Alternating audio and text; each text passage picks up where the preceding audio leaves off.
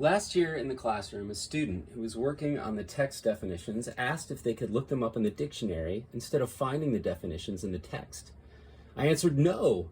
The words in the English dictionary tend to have many definitions, not just one. In science, most of the words we study have one exact definition. The standard dictionary has colloquial meanings as well as scientific meanings. Many words used in science are used in everyday speech.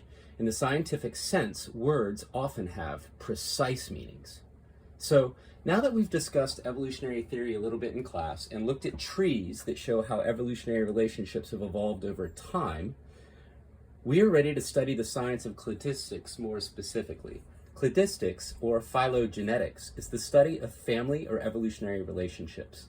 A phylogeny is a drawing, usually in tree form, of a group of organisms arranged by relationship. When looking at any branching point in a tree, we're looking at a group of organisms.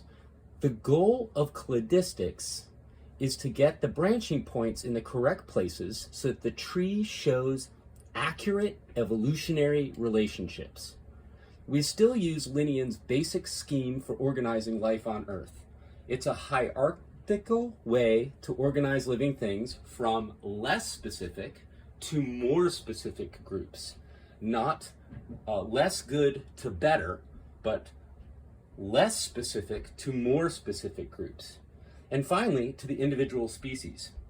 The ranks or taxa from most to least inclusive are as follows. A cladist scheme formally requires that all of the groupings in the classification scheme be clades, which allows the scheme to be nested in an inclusive hierarchy like the one that I just showed you. So a clade, or a monophyletic assemblage, is a group of living things that includes the ancestor and all of the descendants. Taxa are still used in science today, or groups, that are not clades. Reptilia, or reptiles, is a good example. It is not a correct clade. A clade is a monophyletic assemblage. These are synonyms.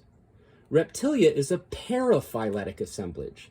So if we put turtles, snakes, lizards, alligators into the same group, we have to include mammals, birds, and dinosaurs for the group to be a clade.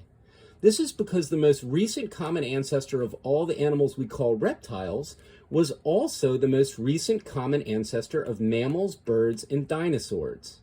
And a clade is a group of living things that includes the ancestor to all of them and all of the descendants.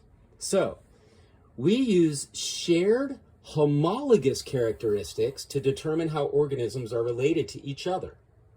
In the past, visible similarities between living things and fossilized tissues provided all of the evidence for phylogenies. More recently, the study of development and DNA evidence have increased the accuracy of phylogenies. Scientists are constantly changing the way they draw the tree of life as our evidence becomes more robust. It is important to understand that any phylogeny is a hypothesis about how things are related and not a statement of fact. These predictions decrease in accuracy as our tree goes back in time. There's less fossil evidence as we look further back due to the increase in time and the lack of organisms with hard tissues earlier in Earth's history. It is a common understanding among biologists that entire branches and limbs of the evolutionary tree have been lost and will remain so forever. As stated before, homologous characteristics are used to group organisms. Homologous means two groups share the same characteristic because they inherited it from an ancestor. The opposite of this is an analogous characteristic. This is a characteristic that two groups share because evolutionary pressures cause the characteristic to evolve in both groups independently of a common ancestor with the characteristic. If analogous characteristics are used to infer phylogeny, it will be incorrect. Phylogenies are drawn on the assumption that the genes that carry an organism's characteristics are passed vertically from one generation to the next through reproduction. Unfortunately, recent evidence shows that many unicellular prokaryotes can inject sections of their DNA into other small unicellular organisms directly. The organisms don't even have to be the same species. This horizontal gene transfer means that entirely unrelated species of bacteria can actually inject their hereditary information into another organism. The injected host then passes on the traits of the injector.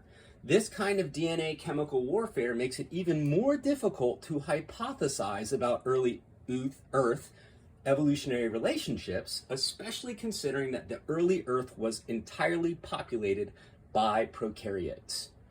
So these are the things you need to define. These definitions will have to go in the introduction of your lab report.